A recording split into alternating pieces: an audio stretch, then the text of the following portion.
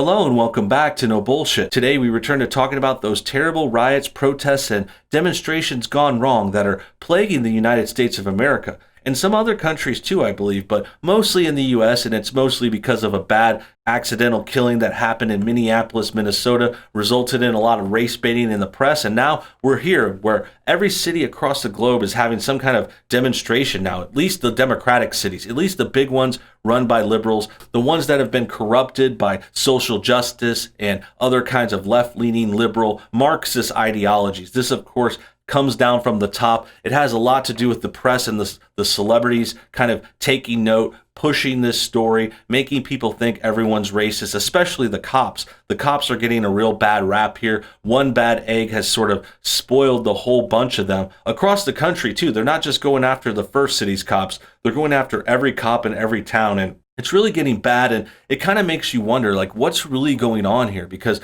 we know that the one bad cop has been arrested. He's going to get justice. That killing was wrong. No one's defending that terrible incident. So why did the riots get worse after the guy was arrested? Because that was supposedly the incident that sparked things. But that's because the truth of the matter is it's not really just about one incident. It's not really just about racism either. It's not about Black Lives Matter or really about stopping racist cops and police brutality. The truth is, this is about people being bored, liberals kind of being entitled, wanting something to do. They have a lot of rage and a lot of anger in their hearts. And on top of that, there's people who kind of want to join in. There's people on the fringes, young kids, teenagers, people trying to do something because they're bored. The virus has had things locked down for months. So there's really just a lot of people sitting around with nothing to do and a lot of people watching TV, watching the news. So first things first, a bad incident happens. People try to paint that as racist, even though there was no racism proven. We still don't have any proof on racism. Only thing that's really making this racist is the fact that there was a white cop and a black person that died. That's the only part that proves that, but that's not really proof if you think about it. Like, racism is more than just two different races being involved in a situation. Racism is actually showing a bias towards another race. Like, if you could see them say, call them a racial slur or treat them differently specifically because of their race, fire someone because of their race, attacking and killing them would be a racist thing in a certain situation. But this doesn't really fall into that for a lot of ways. As we said before, it's not exactly an intentional murder, direct kill. Like, he didn't just go up and shoot the guy. He actually accidentally died after being restrained because he was resisting arrest, and he got arrested because he tried to use fake bills or a fake check at a store. So there is an actual chain of events to go on here that a lot of people ignore and don't really care about, and that just brings us back to the whole thing. It's not really about this incident. People don't care or know or follow up or really give a shit of what's going on in Minneapolis. That's just the fire starter, and then everyone started to jump in afterwards for different reasons. And that really brings us to the topic of today. There's a lot of people out there who aren't really protesting, aren't really interested in like justice or anything like that. They're just trying to get attention, trying to get photos is a lot of things we've noticed. And that's what we're going to focus on for the rest of the video. People trying to use this as a photo op, trying to get Instagram clout, trying to get likes on Facebook, you name it. And there's a lot of examples of this. We've seen rioters stand in front of fires doing selfies, like standing in front of a building after they just smashed the windows out. A lot of that's going on, and it's very creepy and kind of messed up. And it goes to show that they're not actually there to kind of save the world. They're not trying to, rescue black people or do something great for this community. They're not protesting illegal racist or crimes getting away with. No, these people are out there for photo ops. They're out there to get themselves attention. They're bored. They want to act like they were there in the moment. Like, they see this as a modern, like, 1960s civil rights era movement, and they think they could get out there and get in on that and take a few pictures and, tell their friends and their children and their grandkids about it one day. But I don't think history is going to look down on this very kindly. We're not going to get a civil rights era kind of look on this in the future. I mean, maybe if the liberals really keep taking over and they change the history books, maybe if they rewrite this whole thing, which I'm sure they'll try and do. They're already rewriting it as it comes out. They're trying to pretend these protesters are heroic and peaceful and the cops are the evil ones. But that's not the case. The evidence is too great. There's too many videos and clips and evidence and There's too many people with smartphones now, security cameras. Like, it's never going to really settle that way 100%, at least not with people on the right side, people who remember what happened. The real people with a perspective can tell what's really going on. So with all that said, let's finally get to our first example of this. I got a couple of examples of girls kind of doing these Instagram moments, and it's really bad. It's really cringy and also kind of hilarious. This tweet says, woman stopped someone from boarding up a store in Santa Monica so she could hold the drill for an Instagram photo, then drove away. Now, this actually gets even funnier when you see the video and see what's all going on. So let's break it down beat by beat and really get through this. So first of all, before we start, we could see like a typical working guy. He's got some tools. He's got a measuring tape and jeans on. He's boarding up this store that needs to be saved because these places are not safe anymore, especially liberal places. I mean, I think anybody might be considering some kind of defense in any store in America right now, but if you're in California, I mean, forget about it. Santa Monica, right by Los Angeles, like they're just right in the prime spot. Like anyone is not safe there. So they're boarding up the store. They're trying to save themselves. They're trying to do the right thing. And then this girl walks up and she asks if I could hold your drill and take a picture. And I think the guy is even taking the picture for her, or maybe her boyfriend or her acquaintance is taking a picture from across the street. But this guy who's filming this video caught the whole act, and we're getting like a play-by-play outside perspective. And it's really funny, and it goes to show the kinds of people that are getting drawn into this whole situation. So let's watch a little clip of it.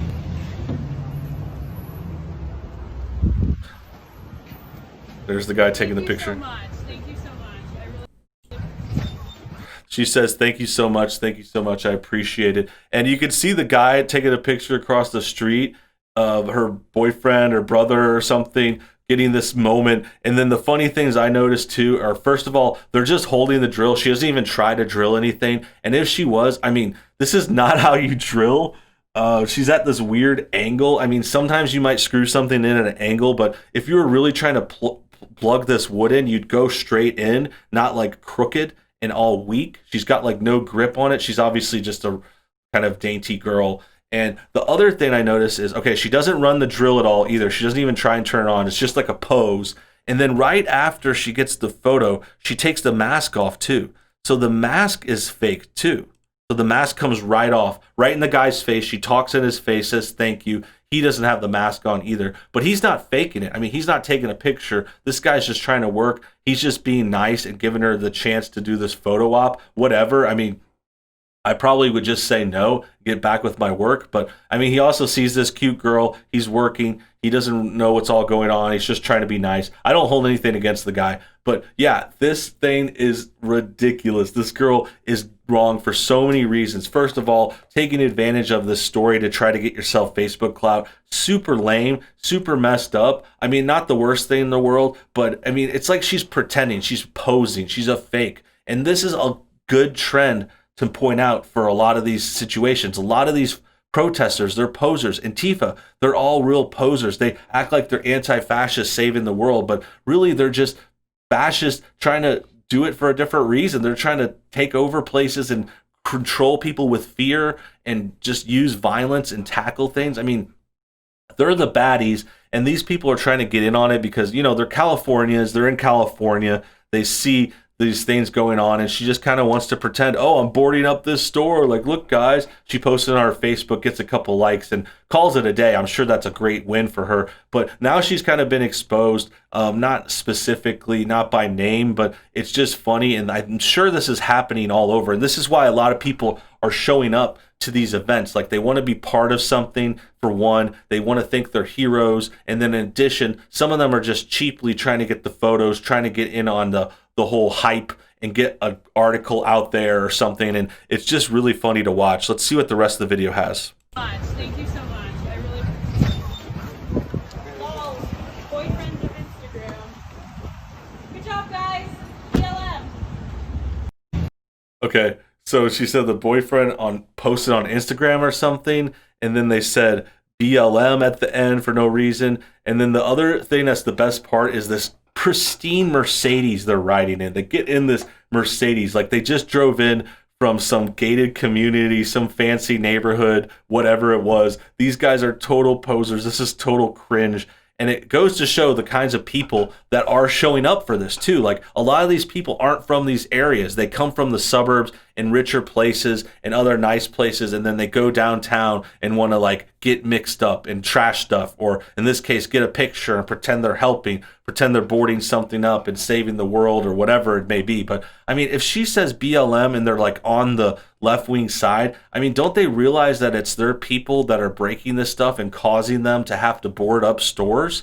I mean, they're the bad guys. They're the ones ruining stuff, and they're still kind of just going along with it, acting all happy, taking a picture. It really doesn't make sense. I mean, really, just think about it. Like, they're the reason that we have to board stuff up. It's their problem. I mean, they're the ones that are kind of ruining the country and bashing stuff, and then they just go on and, oh, BLM, oh, I'm going to go back to Beverly Hills apartment.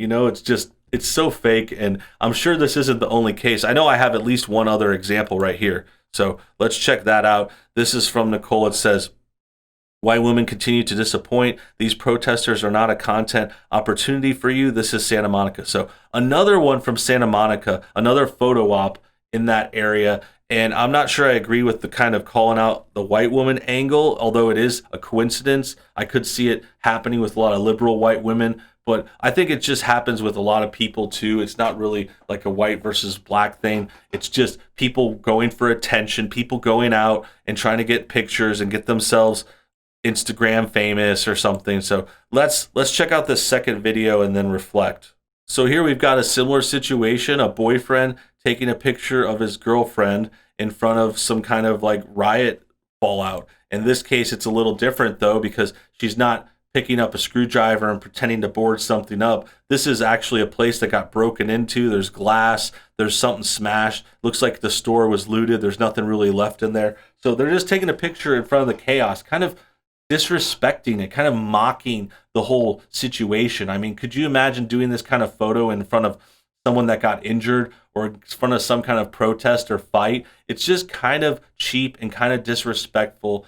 And it's also just showing the kinds of people that get drawn to this stuff. It's people who want attention, people who want to post online and get themselves a live stream or a like or a subscriber. And it's just really cheap and lame and wrong. And I know there might be some people, it might be a comparable to like, oh, this channel is ripping off the riots. Like, am I paying off of this? No, it doesn't make sense with that at all, because commentary channels, news-based channels, people talking about current events, that doesn't compare. I mean, we're not going there. We're not really exploiting anything. We're just talking about the stories. We're bringing you guys the news. We're telling you what happened, telling you what we think about it, giving you context or sort of our opinions. It doesn't relate at all. And in addition to that, I think it's also worth pointing out that we're getting not a lot of ads on this stuff. Like, a lot of these protest videos and these riots and these things that come out, it doesn't get us that much money. I mean, they will limit our ads. They'll give us yellows on our videos, which means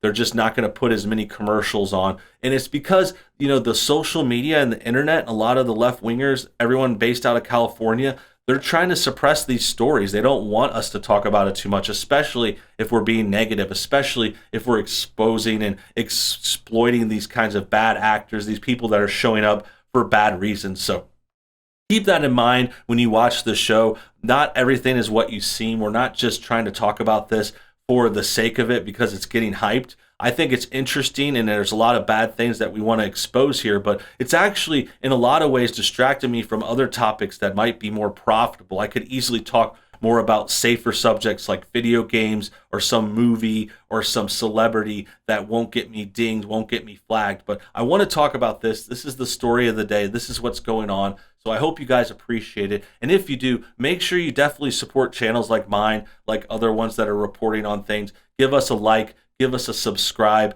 maybe even support us financially. I mean, I don't know.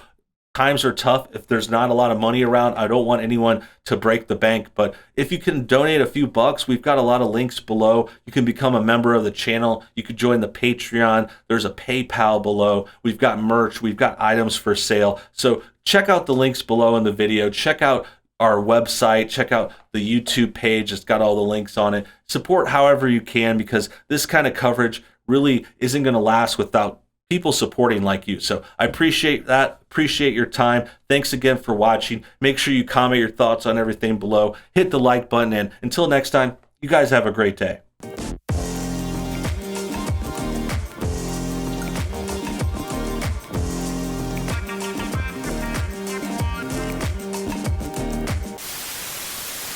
Let me just take a quick moment to talk to you about my second channel. I recently relaunched and revamped No Bullshit 2, and it's now called NoBS News. I'm going to be doing new videos on there almost every day on weekdays, and then weekends we're going to be doing more live streams. So make sure you guys check out that second channel. There's already like say 10 or 12 more videos on there for you to check out right now. So if you want more content, search NoBS News on YouTube or click the link below this video.